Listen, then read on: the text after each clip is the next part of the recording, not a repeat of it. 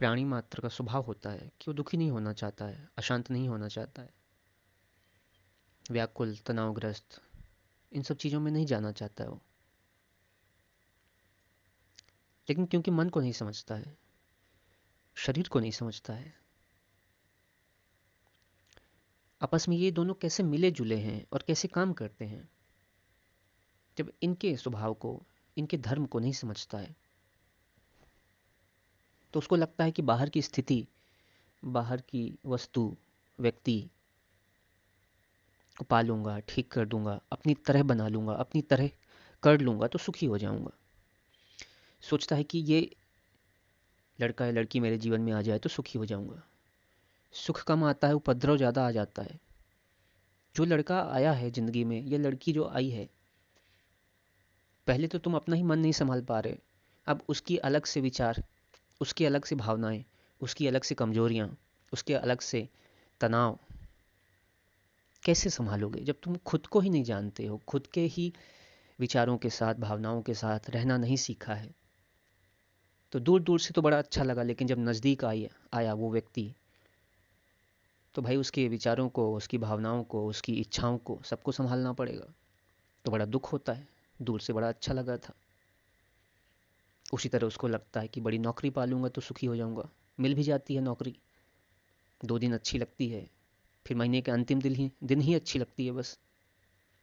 बाकी कहीं ये पसंद नहीं है, कहीं वो पसंद नहीं है, कहीं मनचाही नहीं हो रही, अनचाही ज़्यादा हुए जा रही है। फिर उसको लगता है कि मखमल का बिस्तर रख लूंगा तो अच्छी नींद आएगी।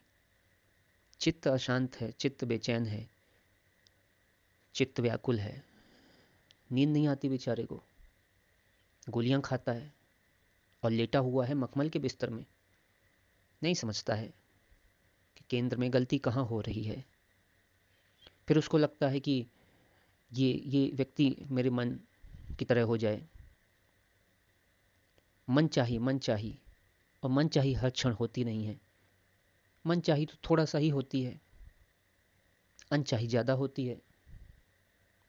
अनचाही इतनी ज़्यादा होती है कि इंसान हर क्षण बेचैन है, व्याकुल है।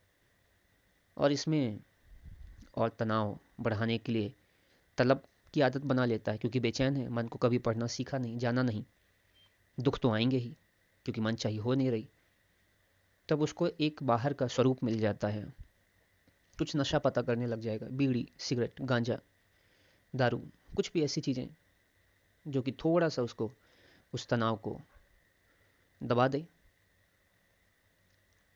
अब ये कितनी दुख की बात है कि जिस चीज़ को समस्या हमें दे रहा था, जो चीज़ हमारे जीवन को समस्या दे रही थी, उसको जाने बिना, उसको समझे बिना हमने और ऊपर से, और उसके ऊपर से पॉलिश लगा ली गंदगी की।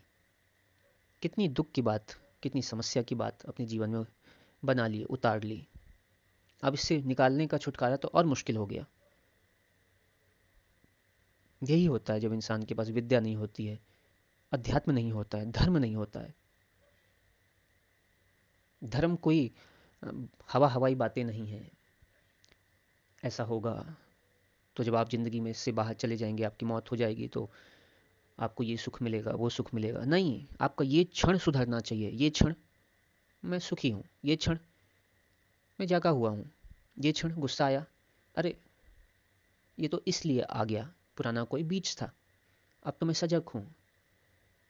अरे वासना जागी, अच्छा वासना है भाई, ये तो शरीर का स्वभाव है, पुराने संस्कार हैं, आते हैं, अब इसमें इससे प्रभावित नहीं होना है, अब तो विद्या मिल गई ना। ये हुआ करता है धर्म, अपने विकारों को काटना, अपने मन के, अपने शरीर में बैठे वो संस्कारों को जड़ों से उखाड़ उखाड़ फेंकना, ताकि सुखी हो जाए। खुद भी सुखी होंगे तभी तो किसी और को सुख दे पाएंगे। खुद ही दुख से भरे हुए हैं, खुद ही 5 मिनट 10 मिनट अपने आप को शांति से बैठ के देख नहीं सकते हैं, समझ नहीं सकते हैं।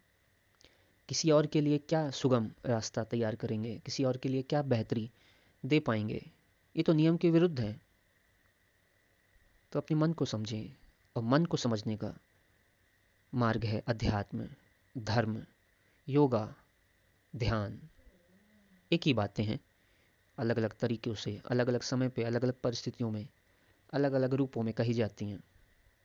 चित्त की निर्मलता ही प्रमुख है।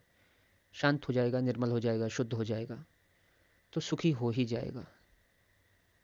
इसकी तरफ बढ़ें। मंगल हो, शांत हो।